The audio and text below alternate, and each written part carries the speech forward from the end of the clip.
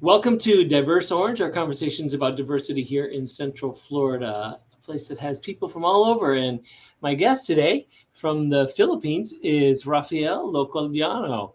Welcome, Hey, Raphael. thanks for having me. You bet.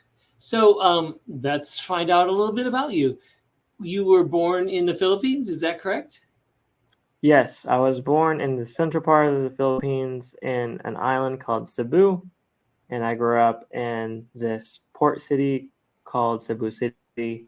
It is an old city, and yeah, I lived there, walked the streets, smelled the fresh air, and did everything a city boy in that place would do. And how old were you when you came to the US? 7. Okay. And when you came, what were you expecting? What were your images of what you were coming to? Honestly, I was just confused. Everything was a bit different, but I didn't really have any expectations. So, I mean, I grew up watching American television back at home, and we would also watch like dub Spanish, Mexican novellas and Japanese cartoons. And so we kind of had a lot of really cool stuff back at home. And so when I moved here, I mean, I guess the biggest shocker to me was how calm the community I grew up was.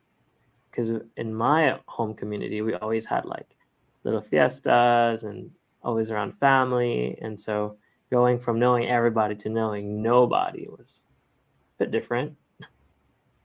Was language an issue for you? No, because luckily for us, my parents put my siblings and I, my two brothers and I, in English speaking schools. There's international schools back at home.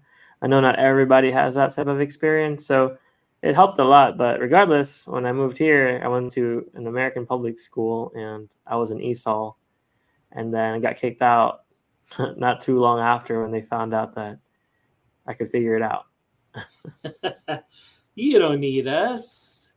Yeah, but I thought it was a great class because you didn't really have to do anything except learn. Like it's always like a review, right? An English review. Yeah. Hmm. What brought you to Central Florida? Is that where you came to with your family? Yes, my grandparents and a lot of my relatives have already moved here, and they went the New York route, and then they worked the long hours. Um, a lot of my family worked in the medical field. Shocker. and um, and then I moved down here from New York to sunny Florida, where your little closet of an apartment can get you a decent sized home. Okay. And so you were still young, 7 or so when you came here, Yeah. and in your public school, once you got kicked out of ESOL and had to go to standard classes, did you find any problems fitting in? Yeah. I realized I mean, that, all kids have problems fitting in, right? I mean, yeah, yeah. regardless, but Well, yeah, you get your typical ignorant kids, and then you got your good kids, and you figure out there's good and bad.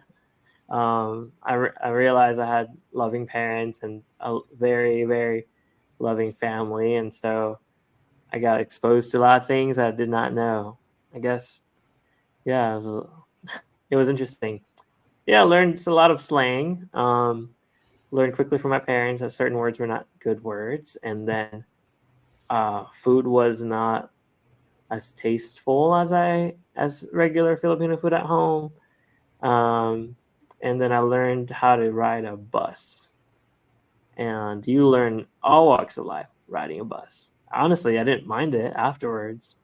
And then yeah, you just kind of pick your own battles and you grow, but then you find good people and luckily for me, I had really great educators. Some of my teachers are still from elementary to high school are still my friends um, in on Facebook. did you find a Philippine community here, or were you more isolated from that culture? Yeah, I didn't really have any Filipino friends until I guess almost high school. And it wasn't even from my school. It was from friends, like my parents' friends, kids that were near my age. It was a bit difficult, but I did sports. I did rowing and cross country, and I got to meet a bunch of really good kids, even though you didn't know if you had anything in common with them, because it's always the daunting part about finding a new friend group. At least your common goal was to do the whatever sport you're doing, and then build a camaraderie out of that. And so I always tell people, it's probably good to like join a club or some type of activity where at least even if you don't have anything in common at first, you have something to work towards. And the Philippines was colonized by Spanish, so Spanish was a part of the culture or languages in the Philippines, and there's a lot of Spanish-speaking people here in Florida. So how did all that fit in or work for you? It was interesting because my parents, like my mom and my grandma, sometimes they would mistaken a Hispanic person as somebody who could have been Filipino, because in the Philippines it's such a diverse group of people that everybody has kind of like the the kiss of the sun, right? And so everybody has like that glowing tan and like that fun, I don't know, fun charismatic energy. And so yeah, it was interesting. But honestly, yeah, growing up here, I didn't have a strong Filipino community to grow up with, but I had a lot of really good Hispanic friends that made me feel at home. And then when I started to travel, I started traveling to Central and South America, and the streets and the old Spanish architecture made me remember home, um, in the way that I know how. And even the streets, because yeah, in my city, at least in the Philippines, it was very much uh, very colonized, has a very colonized blueprint of the Spanish influence. Have you been back often? I went back in 2019, and it was interesting. It was very much more industrialized, and now it has a lot more bigger influences from other neighboring Asian countries. Like in my city, it's a big tourist destination for Koreans, and so planes of many Koreans would come in, and there'd be all these tourists that are waiting to go see the beach. Because I realize in Korea it's a lot more colder, and when it's hot, it's hot. So, and then in the Philippines, it's kind of like paradise, at least in my side of the island. And you can island hop, and your money goes a longer way because we have our pesos, which is a little bit lower than other people's currencies.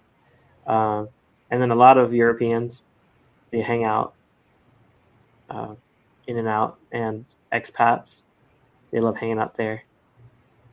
So, but it's very industrial. What have you seen in Central Florida that has been influenced by Philippine culture?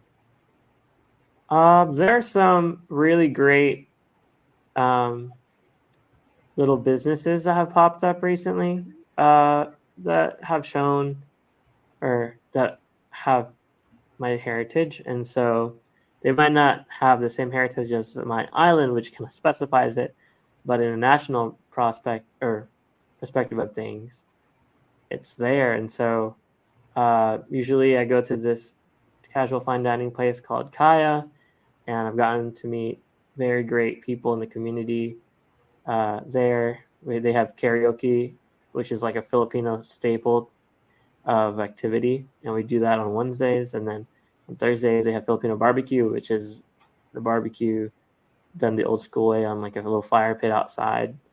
And then there's Sampaguita. My friend Marie, she owns this ice cream boutique. She makes all these really cool flavors that remind me of home, like ube and pandan, and even champorado, which is like kind of like a chocolate, the way we know how to do it. So it's kind of interesting, but I like that we have that. Great.